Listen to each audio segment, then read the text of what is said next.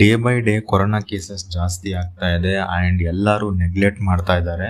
ಈ ಒಂದು ವಿಷಯದ ಬಗ್ಗೆ ಪ್ರತಿಯೊಂದು ಬ್ಲಾಗರ್ಸ್ ಆಗಿರ್ಬೋದು, ಪ್ರತಿಯೊಂದು ಯೂಟ್ಯೂಬರ್ಸ್ ಆಗಿರ್ಬೋದು, ಇಲ್ಲಾಂದರೆ TV ಚಾನಲ್, ನ್ಯೂಸ್ ಚಾನಲ್ ಪ್ರತಿಯೊಬ್ಬರು ಅಲರ್ಟ್ ಮಾಡ್ತಾ ಇದ್ದಾರೆ.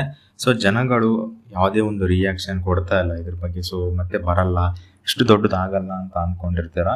ಸೊ ಹೇಳೋಕ್ಕಾಗಲ್ಲ, ಹನಿ ಹನಿ ಕೂಡಿದ್ರೆ ಹಳ್ಳ ಅಂತಾರಲ್ಲ. ಸೊ ಆ ರೀತಿ ಒಂದೊಂದು ಕೇಸಸ್ಸಿಂದನೇ ನಮ್ಗೆ ಬಹಳಷ್ಟು ಸಾವುಗಳಾಗೋದು, ಬಹಳಷ್ಟು ಕೇಸಸ್ ಸ್ಪ್ರೆಡ್ ಆಗೋದು. ಸೊ ಅದಕ್ಕೆ ನಿಮ್ಮ ಸೇಫ್ಟಿಯಿಂದ ನೀವು ಇರಲೇಬೇಕು.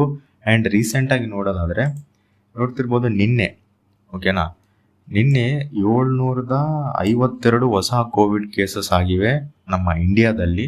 ಸೊ 4 ಡೆತ್ ಆಗಿವೆ ಇನ್ 24 ಅವರ್ಸಲ್ಲಿ. ನೋಡ್ತಿರ್ಬೋದು 23 ಡಿಸೆಂಬರ್ 2023 ಅಂತ. ನಾನು ಯಾವುದೇ ಒಂದು ಹಳೆ ನ್ಯೂಸ್ನ ಅಲ್ಲಂದ್ರೆ ಹಳೆ ಆರ್ಟಿಕಲ್ನ ಓದ್ತಾ ಇಲ್ಲ. ಸೊ ಪ್ರೆಸೆಂಟ್ ಇವಾಗ ಆಗ್ತಿರೋ ಆರ್ಟಿಕಲ್ ಬಗ್ಗೆನೇ ಅಥವಾ ಈಗ ನಡೀತಿರೋಂಥ ಹೊಸ ಹೊಸ ಕೋವಿಡ್ ವೇರಿಯಂಟ್ಸ್ ಬಗ್ಗೆನೇ ಮಾತಾಡ್ತಾ ಇದ್ದೀನಿ. ಸೊ ಕೋವಿಡ್ ಬೇರೆ ಬೇರೆ ವೇರಿಯಂಟಲ್ಲಿ ಬರ್ತಾ ಇದೆ ಆ್ಯಂಡ್ ವ್ಯಾಕ್ಸಿನ್ ಮತ್ತೆ ತಗೋಬೇಕಾ ಇಲ್ಲ ಅಂತ ಅದ್ರ ಬಗ್ಗೆ ಯಾವುದೇ ಒಂದು ಮಾಹಿತಿ ಇನ್ನೂ ಸಿಕ್ಕಿಲ್ಲ ನಮಗೆ. ಸೊ ಆದಷ್ಟು ಬೇಗ ಅದು ಕೂಡ ಅಪ್ಡೇಟ್ ಮಾಡ್ತಾರೆ. ಸೊ ಕೋವಿಡ್ ಕೇಸಸ್ ಜಾಸ್ತಿ ಆದರೆ ಖಂಡಿತ ಮತ್ತೆ ಲಾಕ್ಡೌನ್ ಮತ್ತೆ ಬೀಳುತ್ತೆ ಆ್ಯಂಡ್ ಬಹಳಷ್ಟು ಕಷ್ಟ ಆಗುತ್ತೆ. ಇವತ್ತಿಂದು ನೋಡೋದಾದರೆ ಇವತ್ತಿನ ಕೋವಿಡ್ ಕೇಸಸ್ ನೋಡ್ರಿ ಎಷ್ಟಿದೆ, 656 ಹೊಸ ಕೋವಿಡ್ ಕೇಸಸ್ ಆಗಿವೆ. ಇವತ್ತು 24 ಡಿಸೆಂಬರ್ 2023 ನೋಡ್ತಿರ್ಬೋದು. 7-8 PM ಈ ಒಂದು ಪೋಸ್ಟ್ನ ಅಪ್ಡೇಟ್ ಮಾಡಿದ್ದಾರೆ.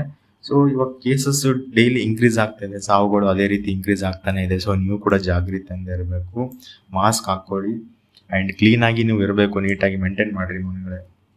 ಮನೆಯಲ್ಲಾಗಿರಲಿ, ಹೊರಗಡೆ ಹೋಗಿ ಬಂದರೆ ಕಾಲು ಕೈ ಫ್ರೆಶ್ ಅಪ್ ಆಗಬೇಕು. ಓಕೆ, ನಮ್ಮ ಅಕ್ಕ ತೊಗೋಬೇಕು, ಕೈ ಕಾಲು ತೊಗೋಬೇಕು. ಸೊ ಭಾಳಷ್ಟು ಜನ ಹೊರಗಡೆ ಹೋಗಿ ಬಂದು ಫ್ರೆಶ್ಶೇ ಆಗಲ್ಲ. ಸೊ ಅದರಿಂದ ಕೂಡ ಕೋವಿಡ್ ಸ್ಪ್ರೆಡ್ ಆಗೋ ಚಾನ್ಸಸ್ ಇರುತ್ತೆ. ಆ್ಯಂಡ್ ಹೊರಗೆ ಯಾರ್ಯಾರು ಊಟ ಮಾಡ್ತಾ ಇರ್ತಾರಲ್ವ, ಸೊ ಎಸ್ಪೆಷಲಿ ನಿಮಗೆ ಹೊರಗೆ ಊಟ ಮಾಡ್ತಾ ಇರ್ತಾರಲ್ವ, ಸೊ ಅವಾಯ್ಡ್ ಮಾಡಿರಿ ಹೊರಗಿನ ಊಟ. ಮನೆಯಲ್ಲೇ ಊಟ ಕ್ಲೀನಾಗಿ ನೀಟಾಗಿರುತ್ತೆ. ಸೊ ಮನೆಯಲ್ಲೇ ಊಟ ಮಾಡಬೇಕು. ಹೊರಗಡೆ ಊಟ ಯಾವುದೇ ಕಾರಣಕ್ಕೂ ಮಾಡೋಕೆ ಹೋಗ್ಬೇಡ್ರಿ, ಸ್ವಲ್ಪ ದಿನ ಅವಾಯ್ಡ್ ಮಾಡಿರಿ.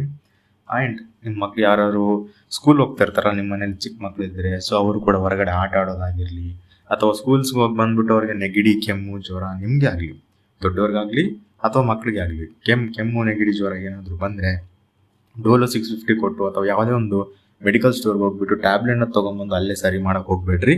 ಸೊ ಹಾಸ್ಪಿಟ್ಲ್ಗೆ ಹೋಗ್ಬಿಟ್ಟು ಟ್ರೀಟ್ಮೆಂಟ್ ಕೊಡಿಸ್ರಿ. ಏನೋ ಒಂದು 300 ರೂಪಾಯಿ ಖರ್ಚು ಆಗ್ಬೋದು ಅಷ್ಟೇ. ಸೊ ಟ್ರೀಟ್ಮೆಂಟ್ ಕೊಡಿಸಿ, ಯಾಕಂದರೆ ಮತ್ತೆ ಕೋವಿಡ್ ಕೇಸಸ್ ಜಾಸ್ತಿ ಆಗ್ತಾ ಇದೆ. ಸೊ ನಿಮಗೆ ಏನಾದರೂ ಅಲ್ಲಿ ಕೋವಿಡ್ ಅಂತ ಏನೋ ಪಾಸಿಟಿವ್ ಏನಾದರೂ ಬಂದರೆ ಸೊ ಬೇಗ ಟ್ರೀಟ್ಮೆಂಟ್ ಮಾಡೋ ಚಾನ್ಸಸ್ ಕೂಡ ಇರುತ್ತೆ. ಸೊ ಅದಕ್ಕೆ ಮನೆಯಲ್ಲಿ ಯಾವುದೇ ಒಂದು ಟ್ಯಾಬ್ಲೆಟ್ನ ತೊಗೊಂಡ್ಬಿಟ್ಟು ಸರಿ ಮಾಡೋಕೆ ಹೋಗ್ಬೇಡಿ ಅಂತ ಹೇಳ್ತಾ ಈ ವಿಡಿಯೋನ ಇಲ್ಲಿಗೆ ಮುಗಿಸ್ತಾ ಇದ್ದೀನಿ. ಸೊ ನಿಮ್ಗೇನಾದರೂ ಈ ವಿಡಿಯೋ ಇಷ್ಟ ಆಗಿದ್ರೆ ಪ್ಲೀಸ್ ಲೈಕ್ ಮಾಡಿ, ಶೇರ್ ಮಾಡಿ ಮತ್ತು ಸಬ್ಸ್ಕ್ರೈಬ್ ಮಾಡಿ. And thanks for watching.